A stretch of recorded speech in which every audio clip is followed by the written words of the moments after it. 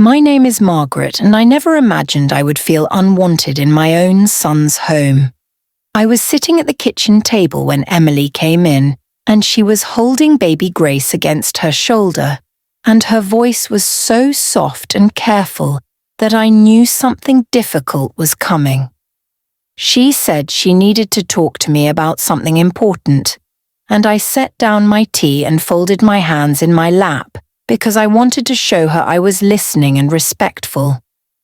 She told me that she and Daniel had been talking, and they felt it was time for me to find my own place because she needed peace and quiet with the baby, and she hoped I would understand. I nodded slowly and told her I understood completely, and I felt my chest tighten, but I kept my face calm because I didn't want to make her feel guilty or uncomfortable. I had been living with them for 8 months, and I always believed I was just a guest in their home, and I tried every single day to make myself as small and invisible as possible so they wouldn't feel burdened by my presence. When my husband Robert passed away 2 years ago, I sold our old house because it felt too big and empty without him, and I moved into a small apartment across town where I could start fresh and build a quiet life alone. I was doing fine on my own, and I had my routines and my small joys, but then Daniel called me one morning and told me that Emily was pregnant and they were worried about managing everything, and he asked if I could come stay with them for a while to help with the baby. I said yes immediately because I wanted to be useful and present for my son, and I thought maybe this was my chance to be needed again after feeling so lost and purposeless since Robert died. I packed my things carefully and moved into their guest room, and I promised myself I would never overstep or intrude, because I knew this was their home and their family, and I was only there to support them from the background. From the very first day, I tried to be helpful without being noticed, and I would wake up early to make breakfast and clean the kitchen before anyone came downstairs, and I would do laundry and fold it quietly while they were at work or resting. When baby Grace was born, I was there every night when she cried, and I would rock her gently in the dark hallway so Emily could sleep. And I never once complained or asked for gratitude because I felt like gratitude wasn't something I deserved as a guest. Emily was always polite to me, and she would thank me for small things like washing bottles or vacuuming the living room. But I could feel a distance growing between us that I couldn't quite name or understand. She would smile when I entered a room, but the smile never reached her eyes, and she would excuse herself quickly and take the baby upstairs as if she needed space from me. I started to notice that she would rearrange things I had cleaned, and she would redo tasks I had already finished, and I realized she didn't trust my way of doing things, even though I tried so hard to do everything perfectly. Daniel seemed caught in the middle, and he would hug me when he came home from work and ask how my day was, but his questions felt automatic and distant, as if he was performing the role of a good son without truly seeing me. I wanted to talk to him about how I was feeling, but I didn't want to burden him or create tension in his marriage, so I stayed quiet and told myself that my feelings didn't matter as much as their happiness and peace. I started spending more time in my room, and I would sit by the window and read or knit while I listened to their voices downstairs, and I felt like a shadow in their home, even though I was trying so hard to be helpful and present. I would come down for meals and eat quickly and quietly, and I would excuse myself as soon as I finished because I could sense that Emily wanted the space to herself and her family, and I didn't want to be in the way.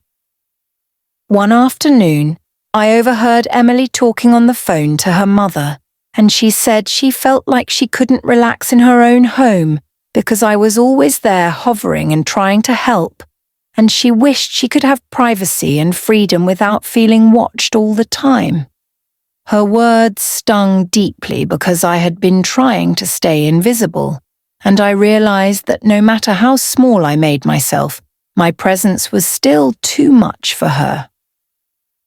I started going for long walks during the day, and I would wander through the neighborhood for hours just to give them space, and I would come back in the evening and slip quietly into my room so they wouldn't feel interrupted.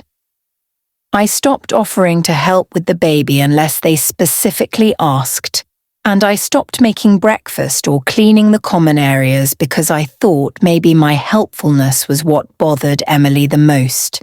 But even with all my efforts to disappear, the tension continued to grow, and I could feel Emily's frustration building like a storm I couldn't prevent or escape.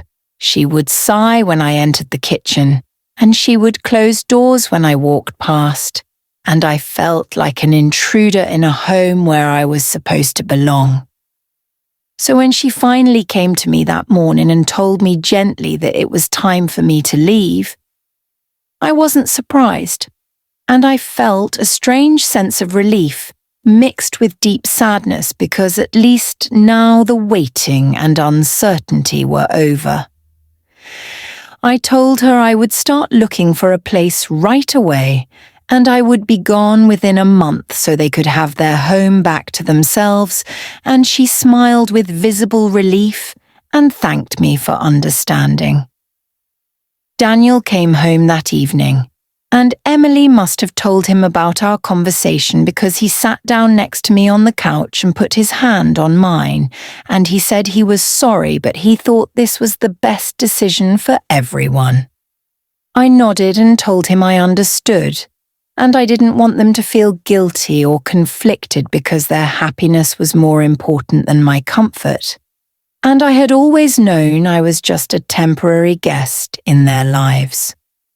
I want to pause here for just a moment, and I want to ask you to stay with me, because what I'm about to share is the part of this story that changed everything, and I hope you'll listen carefully and maybe share your thoughts with me when I'm finished.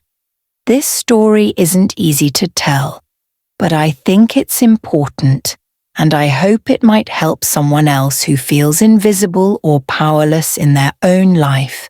I started looking at apartments the next day, and I visited several places that were small and affordable, but none of them felt right or welcoming. And I felt a deep exhaustion settling into my bones that had nothing to do with physical tiredness.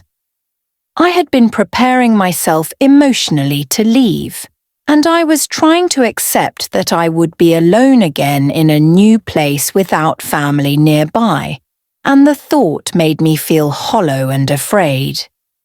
One evening, I was sitting in my room going through old papers and documents because I needed to organize my finances before moving, and I found the folder that contained all the paperwork from when Robert and I bought this house 15 years ago. My hands started shaking as I held those papers, and memories flooded back of when Daniel was young and struggling to find his footing in life, and Robert and I had wanted to help him build stability and security. We had bought this house together as an investment for Daniel's future, and we put both our names and Daniel's name on the deed because we wanted him to have something solid and permanent that he could build his life around. Robert had said that every young man needs a foundation, and this house would be Daniel's foundation even after we were gone. And we never told Daniel the full story because we didn't want him to feel indebted or obligated to us. When Robert died, his share of the house legally transferred to me, and I owned 2/3 of this property while Daniel owned 1/3. But I had never mentioned this to anyone because it felt like information that would only create awkwardness and confusion. I had genuinely believed that this was Daniel and Emily's home, and I was just a guest they were kind enough to shelter, and I never once thought about the legal reality of who actually owned the walls around us. But sitting there in my room, holding those papers and feeling the weight of Emily's rejection, something shifted inside me, and I realized I had been acting powerless when I wasn't actually powerless at all. I had given away my voice and my dignity because I was so afraid of being a burden, and I had let Emily treat me like an unwelcome stranger in a house that my husband and I had sacrificed to provide. The next morning, I asked Daniel if we could talk privately, and we sat together in his home office, and I placed the folder of documents on his desk between us. I told him calmly that I needed to remind him of something he might have forgotten, and I explained that his father and I had bought this house together for his future, and that I currently owned the majority share of the property we were sitting in.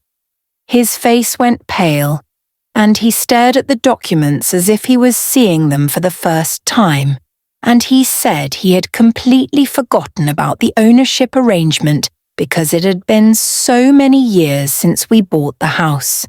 He asked me why I hadn't said anything when Emily told me to leave, and I told him honestly that I had forgotten too, in a way, because I had been so focused on being a good guest that I had stopped thinking of myself as someone with rights or authority.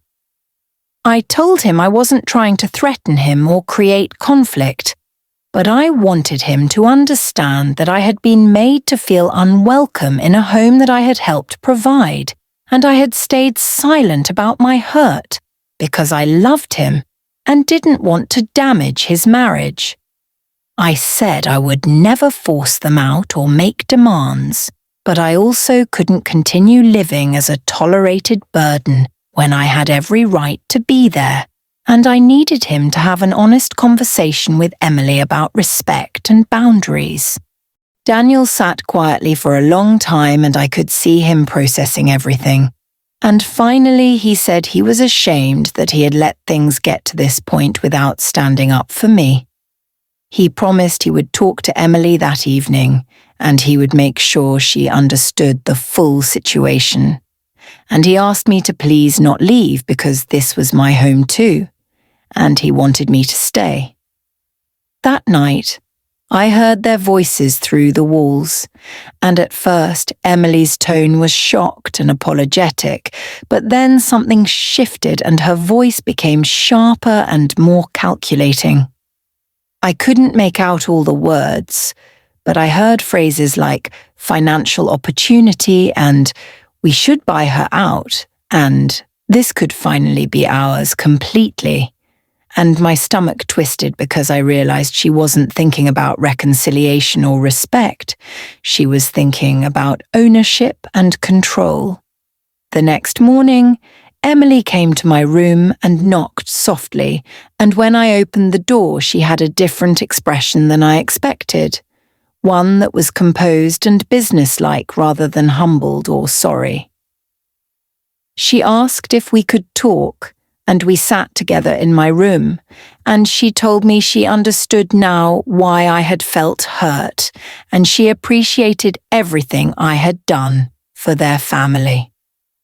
Then she paused and took a breath, and she said she and Daniel had been discussing a solution that might work better for everyone involved.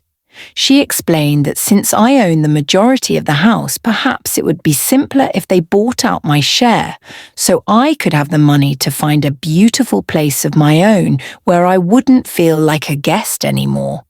She said they could take out a loan to pay me for my portion, and then the house would be completely theirs, and I would have financial freedom and independence, and everyone could move forward without awkwardness or complicated living arrangements. I sat very still and listened to her proposal, and I realized she was trying to turn my moment of honesty into an opportunity to remove me permanently from their lives. She wasn't offering this solution out of care for my well-being. She was offering it because she wanted full control of the home, and she wanted me gone in a way that seemed generous and reasonable rather than cruel. I told her I would think about her offer, and she smiled with relief and said she hoped I would see how this could be better for everyone, and then she left my room quickly as if the conversation had already been decided. I sat alone for a long time and I felt the familiar pull to make myself small and accommodate their wishes, but something deeper inside me was resisting and pushing back against the years of silence I had carried. Over the next few days, Emily began acting as if the buyout was already settled, and she would make comments about how I must be excited to have my own space again and how nice it would be for me to have money to travel or enjoy my retirement. Daniel seemed uncomfortable with how quickly things were moving, but he didn't speak up or question Emily's enthusiasm, and I could see he was caught between wanting to support his wife and feeling guilty about pushing his mother out. Emily even brought me real estate listings and circled apartments she thought would be perfect for me, and she would sit at the kitchen table with her laptop and talk about loan options and timelines as if I had already agreed to everything. I continued to listen quietly and nod politely, and I let her believe I was moving toward accepting her plan because I wanted to understand exactly what she was hoping to accomplish. One evening, Emily told me excitedly that she had spoken with a real estate lawyer and they could have the paperwork ready within 2 weeks if I was willing to move forward quickly. She said the lawyer had estimated a fair price for my share, and she showed me a number on a piece of paper that seemed reasonable on the surface but was actually significantly lower than the true value of my ownership. I looked at that number for a long moment, and I realized Emily was not only trying to push me out, she was trying to do it in a way that would benefit her financially while making me feel like I was being treated fairly. I felt something harden inside me, something that had been soft and yielding for too long, and I knew I could not let this happen without standing up for myself completely. I told Emily I appreciated her research and effort, but I needed to consult with my own lawyer before making any decisions about the house. Her face tightened slightly and she said she didn't think that was necessary since everything was straightforward, but I insisted calmly that this was a major financial decision and I wanted to make sure I fully understood my options. The next day I contacted a real estate attorney that a friend had recommended, and I brought all my documents and explained the entire situation from the beginning. The lawyer listened carefully and reviewed the paperwork, and then she told me something that shifted my understanding of everything even further. She explained that because I owned the majority share of the house and because Daniel and Emily had been living there while I contributed to the household, I actually had even more legal standing than I realized. She said that if I wanted to, I could legally require them to either buy me out at full market value or sell the house entirely and split the proceeds according to our ownership percentages. And she also mentioned that the amount Emily had offered me was nearly 30% below what my share was actually worth. I sat in that lawyer's office and felt years of powerlessness begin to crack and fall away, and I understood that I had been living as a victim of my own kindness when I actually held all the power the entire time. I thanked the lawyer and asked her to draft a formal letter outlining my rights and the true value of my ownership, and I told her I would decide how to proceed once I had that information in writing. When I came home that afternoon, Emily was in the kitchen with baby Grace, and she asked brightly if I had thought more about the buyout and whether I was ready to move forward. I told her I had consulted with a lawyer, as I mentioned, and I had learned some interesting information about the true value of my share and my legal rights regarding the property. Her brightness faded immediately, and she asked what I meant by that, and I could see worry beginning to cloud her expression.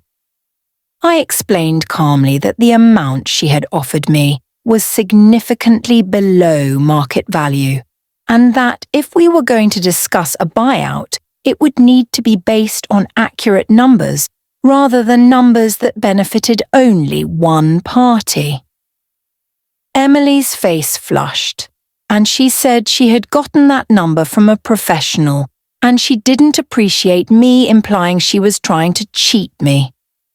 I told her I wasn't implying anything. I was simply stating facts based on legal consultation, and if she wanted to buy my share, she would need to pay what it was actually worth, or we would need to explore other options. She stared at me for a long moment, and I could see her recalculating her approach because she had not expected me to push back or advocate for myself. She said she would need to talk to Daniel about the new numbers, and her voice had lost all its warmth and friendliness, and I realized our relationship had shifted into something more honest, even if it was less comfortable. That evening, I heard Emily and Daniel arguing in their bedroom, and Emily's voice was angry and frustrated as she talked about how I was being difficult and unreasonable. Daniel's voice was quieter, but I could hear him saying that I had every right to know the true value of my property, and maybe they needed to reconsider whether buying me out was even financially possible for them. The next morning, Emily barely spoke to me, and she moved through the house with tight-lipped silence that felt like punishment for my refusal to disappear quietly. I continued my normal routine and took care of baby Grace when Emily needed a break, but I no longer apologized for my presence or tried to make myself invisible because I understood now that my belonging was not something I needed to earn through submission. Days passed and Emily finally came to me again and said that she and Daniel had looked at their finances and they couldn't afford to buy me out at the true market value, so perhaps we needed to think of other arrangements. I told her I had been thinking about other arrangements too, and I suggested that perhaps instead of me leaving, we should create a clear written agreement about how we would share the house respectfully, with defined spaces and boundaries that everyone would honor. Emily looked shocked and said she couldn't imagine continuing to live together after all this tension, and I told her gently but firmly that I understood her feelings, but this was my home too, and I was no longer willing to be pushed out of a place I had every right to occupy. I said, if living together was truly unbearable for her, then perhaps she and Daniel should consider finding their own place and renting this house or selling it according to our ownership shares. But I would not be the one leaving unless I chose to leave on my own terms. Her mouth opened and closed, and I could see she had no response because she had never imagined I would stand my ground or suggest that she might be the one who needed to adjust. She left the room without another word, and I heard her footsteps heavy and angry on the stairs, but I felt surprisingly calm and clear because I had finally spoken my truth without apology or fear. Over the following weeks, the atmosphere in the house remained tense, but something fundamental had changed in how Emily treated me. She no longer made passive comments about my presence, and she stopped trying to manage or control my movements, and I realized she had finally understood that I was not someone she could manipulate or dismiss. Daniel came to me one evening and told me he was sorry for everything that had happened, and he said he had been blind to how Emily had been treating me because he wanted to believe everything was fine. He said he loved both of us, but he understood now that I deserved respect and dignity in my own home, and he would make sure Emily understood that too. I told him I appreciated his words and I hoped we could all find a way to live together with honesty and mutual respect, rather than pretending and resentment. He nodded and hugged me tightly, and I felt like I had my son back in a way I hadn't felt in months. Gradually, Emily and I developed a new kind of relationship, one that was less warm but more genuine than what we had before. She asked for my help when she needed it and gave me space when she needed that, and I did the same for her. And we learned to coexist as two women sharing a home rather than one trying to dominate the other. I learned that sometimes triumph doesn't look like victory in battle. It looks like refusing to disappear when someone wants you gone. I learned that power isn't always loud or aggressive. Sometimes it's simply the quiet knowledge of your own worth and the willingness to protect it, even when protecting it feels uncomfortable or difficult. I still live in this house today, and Emily has learned to respect my presence because she understands I'm not leaving unless I choose to leave. Baby Grace knows both of us as strong women who found a way to share space with honesty. And I hope someday she'll understand that standing up for yourself doesn't mean you're cruel. It means you know you matter. If this story stayed with you, I'd love to hear your thoughts in the comments. And if stories like this matter to you, subscribing helps us keep these conversations going. Thank you for staying with me and listening to my story, and I hope it reminds you that your voice and your presence matter more than you might believe, and sometimes the greatest strength is simply refusing to make yourself small for someone else's comfort.